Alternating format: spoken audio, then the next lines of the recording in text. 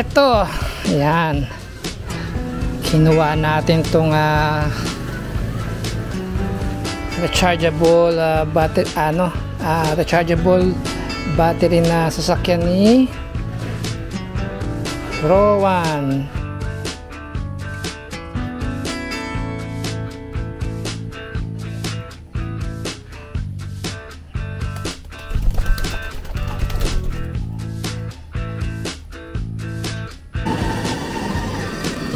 Ayos na.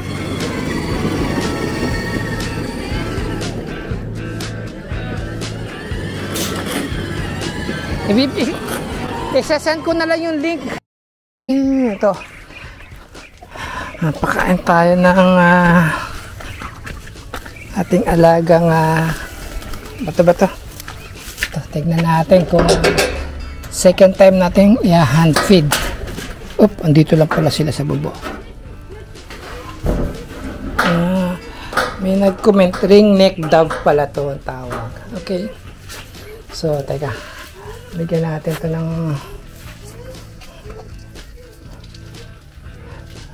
hindi na napisayang itlog din eh. Okay. Tignan natin kung kakain nga sa kamay itong mga to. Ayan.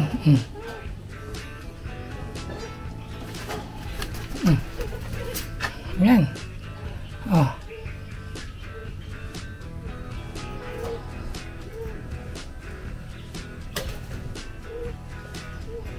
Ilap.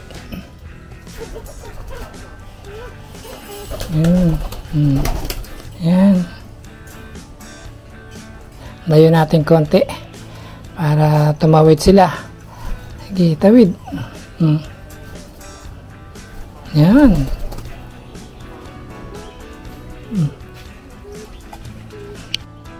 Mamaya kukunin natin yung sasakyan ni Rowan, yung rechargeable car niya kulay dilaw. Sabi ni ka-farmer ay hindi daw gumagana at nag-aawan na yung dalawang magkapatid, si Chichi tsaka si Rowan. Nag-aagawan na sa sasakyan kasi isa na lang ang gumagana, yung kulay red. Kaya yun, titingnan natin mamaya yung kulay dilaw na sasakyan ni Rowan. Yan. Tatlo na sila kanina. Tatlo nga ba? Hindi ko napansin, napakwento ako. And itong isa medyo matino to, mabait-bait kanina pa ata to dito eh. And sasanayan na lang natin siguro to ganito araw-araw bago ko i-full blast o bago ko lagyan ng pagkain yung kanilang mga plate, yung kanilang lagay ng pagkain, bago ko lagyan ng bird seed. Dito muna sa kamay ko, sanayin lang natin. Ayan. Maamo na naman. Ayan. Ring dove neck ka pala. Ayun. Dito kasi sa atin kung tawagin ito ay bato-bato. Lugmon ata, lugmon. Oo. Itong mga ibon na to, mas gusto nila yung nakasanayan nilang kainin yung bird seed. Yung ano yung kinakain ng mga African lovebirds no. Siya rin ang kinakain nila.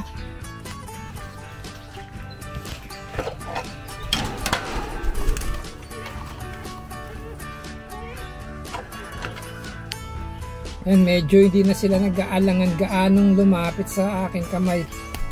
Dalawa lang ng dalawa. Pero ewan ko ba't yung isa hindi pa. Hindi ko alam kung alin sa kanila yan. O yan, tatlo na naman sila ulit dyan. O, ayan. Medyo hindi pa sanay gaano pala. Pero masasanay din yan pa araw-araw lang ganito. So sana rin siguro lalapit sa akin yan pagka pumapasok na ako dito sa kanilang kulungan. Ayan. Kasing lalaki din pala to ng Indian ringneck, yung green parrot na may tulad lang nila, parang naging kulay green lang din. Tapos syempre pag sinabing parrot, yung uso ay malalaki. May alaga ako nung dati sa bahay, dalawa. Hindi ko rin naparami, namatay lang din. Katandaan din siguro kung bakit naubo sila. Ngayon yun na lang ang nasa bahay ngayon, yung kakatiyo. Yung parang din, ganito rin kalaki na kulay dilaw sila at orange yung nasa cheek niya. Nakakalakihan ko na rin talaga kasi yung mag-alaga ng mga ibon. Dati nung ako'y estudyante pa, nagpupunta ako sa Cartimar. Pag may ipon akong pera, punta ako ng Cartimar dyan sa Taft. Meron kasing mga nabibili dyan mga blue nap parrot. Kulay green siya, tapos may kulay blue sa noo na kulay. Sisiw pa, ina-hand feed hanggang sa mapalaki ko rin. Yun na, nakakatuwa. Lumalapit yung mga ibon pagka nasanay na sa hand feed. Tapos pag Pasko, yung mga kulasisi, yan yung hanging parrot, yung ibon na parang parrot, kaya lang marumi sila kasi prutas ang kinakain, makalat sa kulungan. Pero napakaganda ng huni ng ibon na yun, hanging parrot na yun. Yung pa, yung mga mayang costa kung tawagin, yung meron white na kulay sa kanyang cheek, tapos orange yung tuka. Nakakatuwa lang naman kumain yung ibon na yun. Pag kumain ng palay, binabalatan. So yan, ganun ako. Hilig ko na talagang mag-alaga. Ito, yan. Kinuha natin itong rechargeable rechargeable battery na sasakyan ni Rowan. Yan. Hindi daw nag-charge at hindi na umaandar. So, check natin to ngayon kung anong magagawa natin.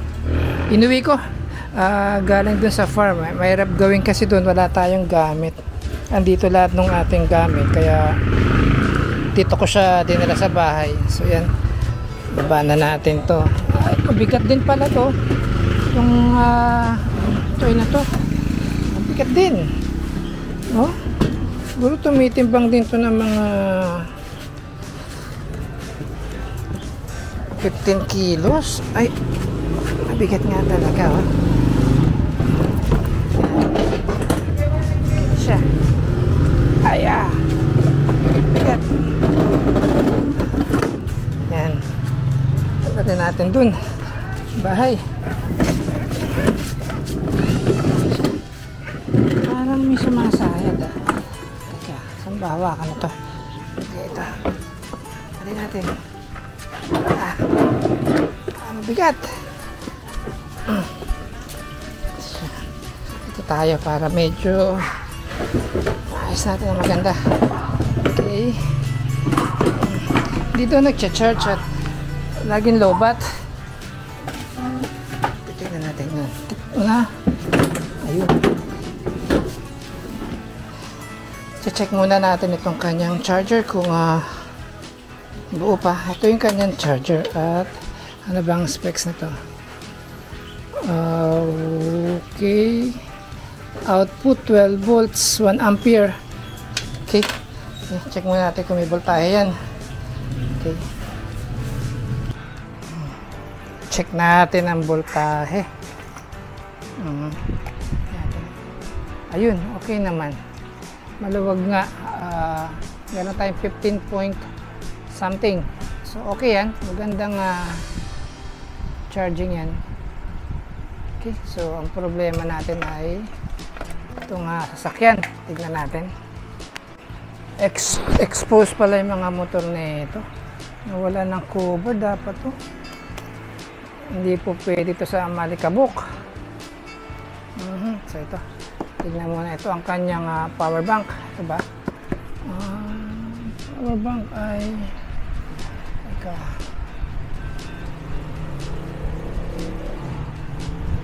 ibalik natin. Okay, tagawin natin ang upuan. Pero tagong-tago pala. Meron pa doon. Ito na siguro yung pinaka power pack, battery pack. Itong pinaka-cover niya. Okay. Baklasin muna natin to. Kakaalaman na tayo dito kung anong may diferensya. Battery, wiring.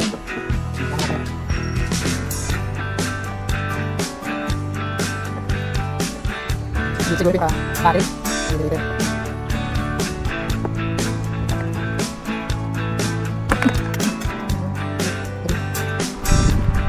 Okay. So, battery. Battery niya. Lagyan natin ng base, ang cover. Para makilala natin dito. Ganito. Lalagyan natin ngayon ito ng ating charger. Tayo'y magsusukat ulit. Yan, dito. Ayan. Okay.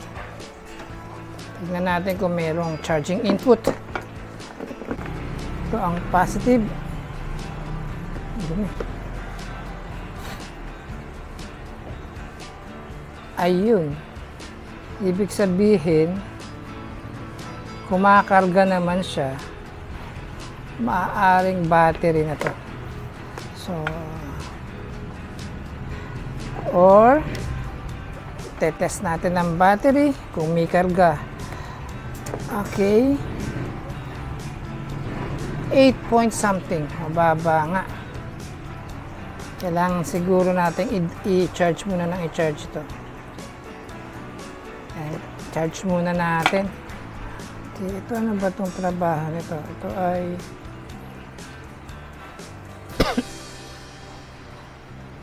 parang kanyang rectifier. Okay, charge muna natin.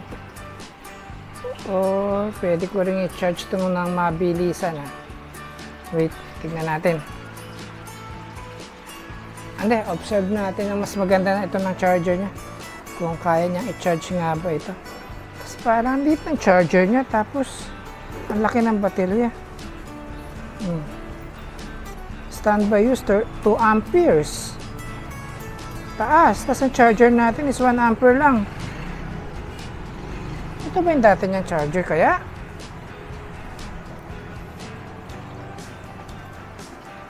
Hindi nga niya kayang. Mahirapan niyang mag-charge dito pagka ganun.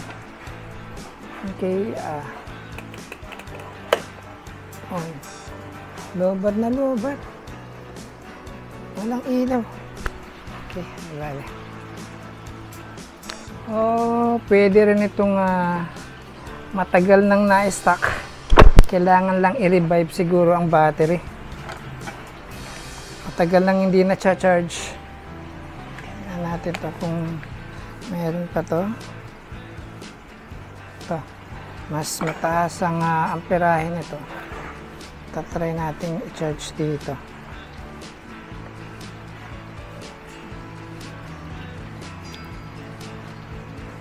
O kaya pwede ko rin itong gamitin to para paanda rin. Tingnan natin, no? Okay. Itong motorcycle battery. Tatry natin. Kasi, yan. Wala rin Diba? Meron tayong problema dito Ito na ang gamit natin. Malakas ang voltahe natin. Meron tayong problema. Teka,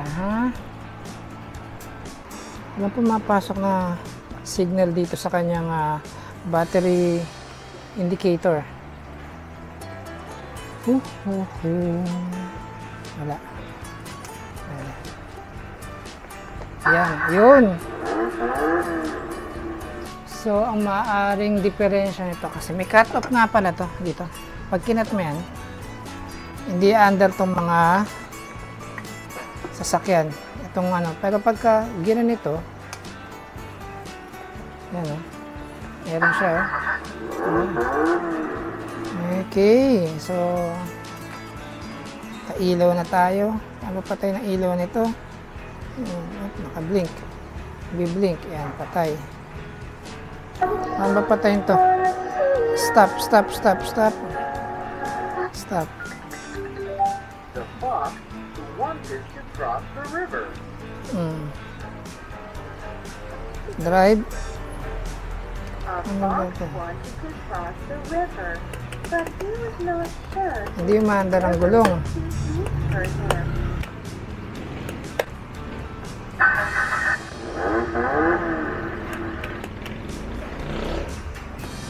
Ayaw umandar kahit anong apa ko sa foot switch niya. Baka nga dito sa mga foot switch siya.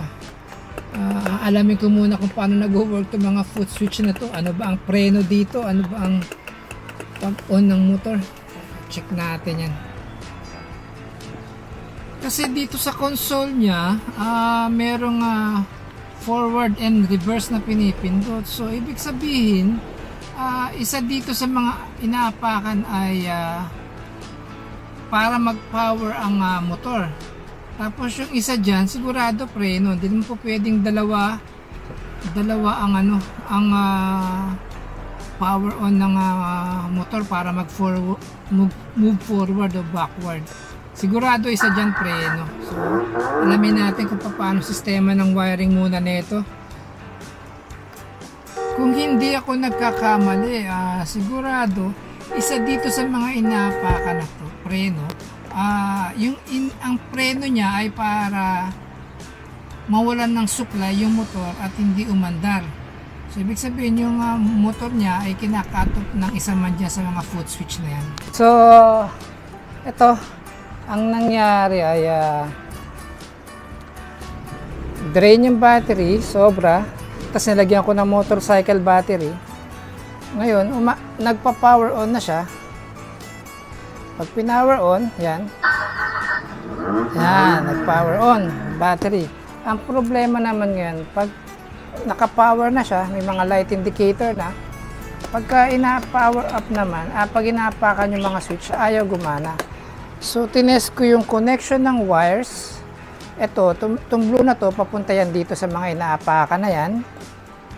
Yan. And pagka tinetest ko, ay wala siyang contact. Ibig sabihin walang contact, kaya parang may putol yung wire. Dapat kasi ito pagka pinires ko yung kung itong tawag nito ito, dapat ay mag-buzzer yung aking tester. Wala eh. So, andito na tayo. Meron tayong assess natin to eh, maaaring putol. Para makasiguro tayong putol, dito siya nakakabit. So, i-shunt ko itong pinagkabitan nito sa terminal. Dapat ay umandar ang motor. Kasi, wala eh. Hindi gumagana to eh. Ito yung nakakonect dito eh. Switch lang naman itong mga to eh. So, tatry natin itong i-shunt itong pinagkabitan nito, no? Kailangan ay umugong ang motor man lang. Wala. Wala rin. Ay tayo dyan. Ayan. Tingnan natin drive. Naka-drive tayo ngayon. Tingnan natin. Yun. Yun. Narinig nyo? Umugong na. Yan. Pagka sinashunt ko siya. So, kasi dapat pag inapakan to, magsushort dun eh. Kaso wala. Okay, ito ngayon, dito tayo ngayon kung mag-concentrate sa kanyang switch dito sa paa, foot switch. Okay, so ito ay okay na tayo dyan. Alam na natin ang diferensya. Ngayon ay ang problema natin ngayon ay paano natin bubuksan to. Ang daming tornilyo. Teka muna. Okay. Tignan natin kung makakuha dito yung clip lock niya. Ayun, nakuha nga. Meron yung clip lock din yun. Ay, salamat. Ayan. Nakikita natin ngayon dito kung gumagana itong kanyang micro switch. Okay. Try natin. Okay. Nasa yung ating tester. Ayan. Ito siya. Okay, ito.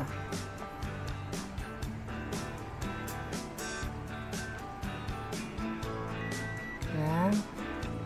Dapat to pagka diniinan ko to, yun. Teka. So, ibig sabihin, buo ito. Ayan, pepedal ko. Ay, wala. Hindi gumag.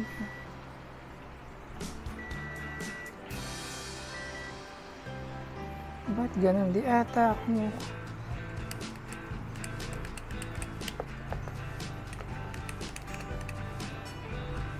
Okay, di ba?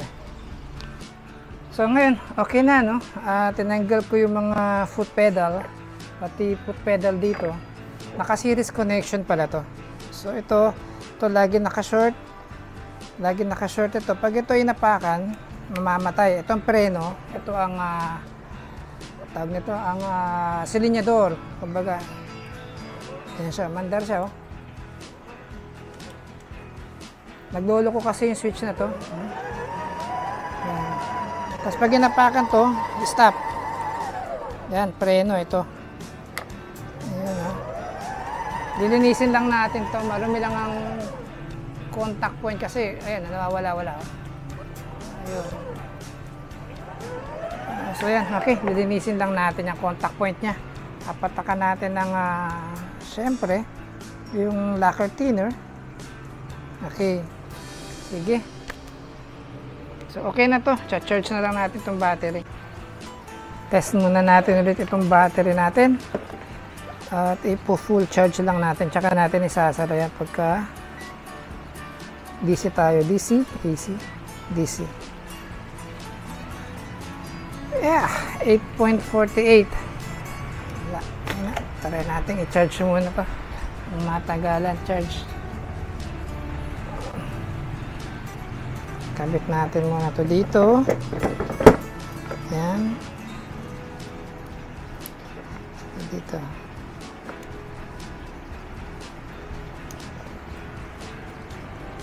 Hindi niya kaya talaga. Okay. Check natin kung nag-charge. Dapat ito ay nasa 15 volts. Okay, good. Ibig sabihin ay nag-charge siya. Patagalin na lang natin muna siya mag-charge na mag-charge. Okay.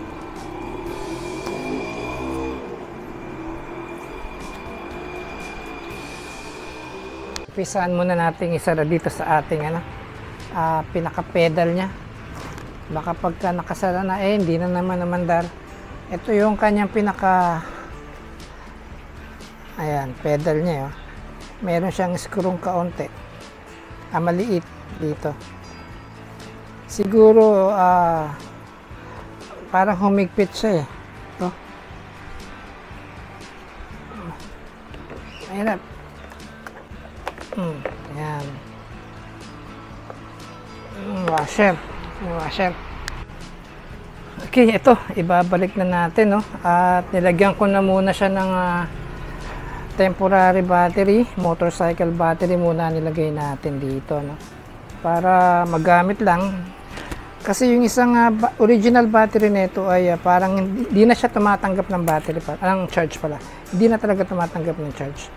So, ang magiging problem lang nito, medyo matatagalan lang mag-charge. Gawa ng yung kanyang charger ay hindi match dito sa ating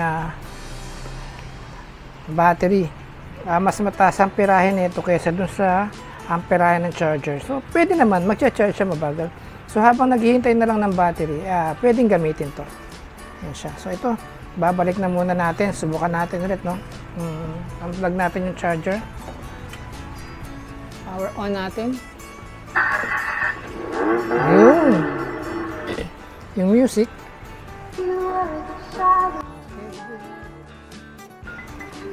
Patay pa ba? Patay. Yan. Tapos, ang naging diferensya pa, no? Itong pedal niya, itong preno na to, madin lang kasi ng, itong preno madin lang ng konti, kahit anong apak dito, sa may kanyang on sa motor, hindi mag-move. Okay, try natin, no? Yan, drive. Yan, drive siya. Yan, ganyan, under siya, no? Oop, yan, no? Nag-move siya, no? Mandal yung kanyang motor. Tapos ngayon, pag ito, konting mawala lang sa alignment yung pinaka-cover niya rito, kahit anong apak dito, ay hindi na under yan. Kasi, naka-series to, ito lagi naka-short para mag-power on ang motor pag inapakan to.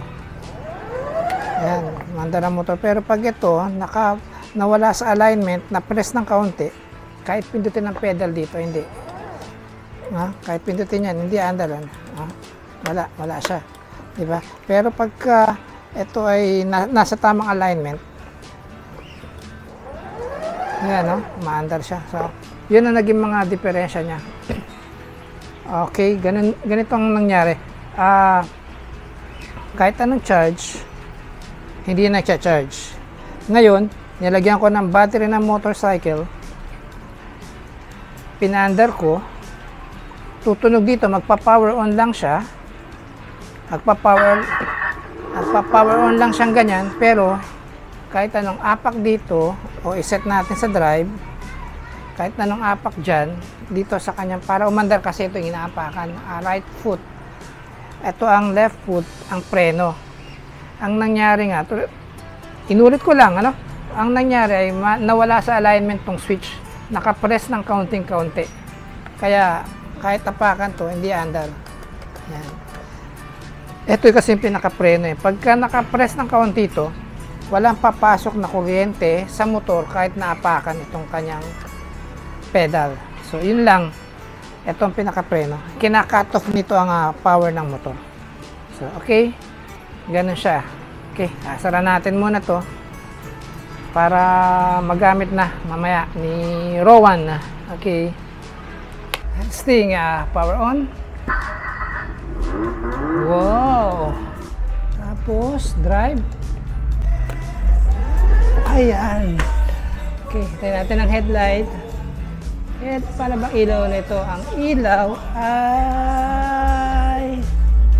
Ano bang ilaw? Ito. Yun. Patay. Okay. Reverse. Ayun na. Forward.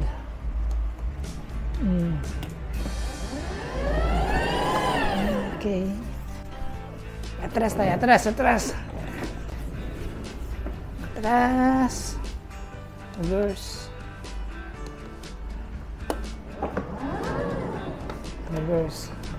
Dumudulas dito.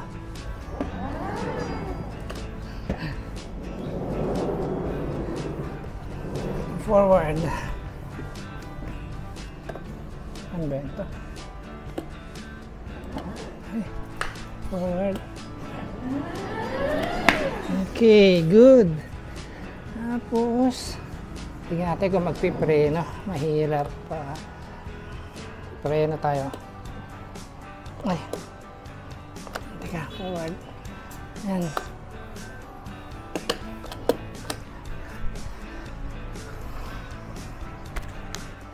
Testing natin ang preno. Ito ang preno. Tayo siya. And kahit na anong apak ko. Minto. Okay, good. Okay, then. Battery check. Taas pa. Okay. Patay muna natin. Ayan, matay. Ayun. Patay na. Ayos. I-charge pa rin natin kahit na ganyan siya. Okay. Good na yan. Okay na to. Okay, patayin na muna natin.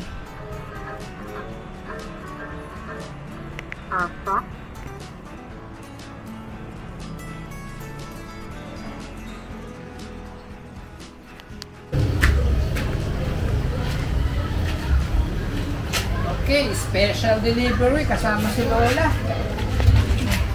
Kasama si Tata Inky. Inky at si Wowama. Si Wowama.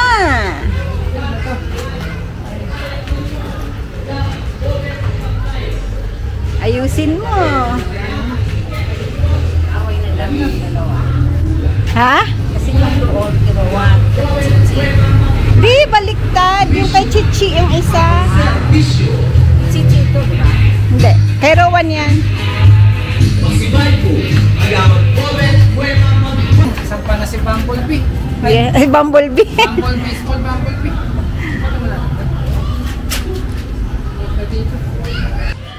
Ayan na, kasampa na. Okay.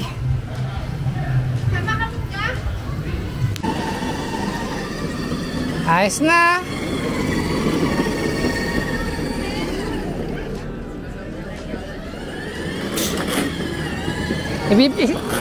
Isasend ko na lang yung link ng baterya bibilin sa Shopee. Ano lang ata yun? 500 lang ata. Ayan. May tama din yung pinipindot.